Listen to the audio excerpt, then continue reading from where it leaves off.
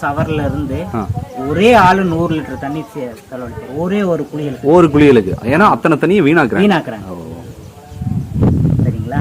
இப்படி நம்மளே நம்ம வாழ்வியல இயற்கையை அழிச்சிட்டு இருக்குது. ஆமா சார். ஆமா.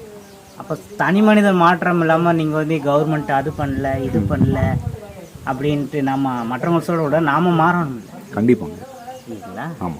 இப்ப நம்ம வாழ்ற வாழ்க்கை அடுத்த தலைமுறையினரோட அடிப்படை வாழ்வாதாரத்தை உறிஞ்சிதான் நம்ம இந்த ஆடம்பர வாழ்க்கை வாழ்ந்துட்டு இருக்கோம். ஆமா.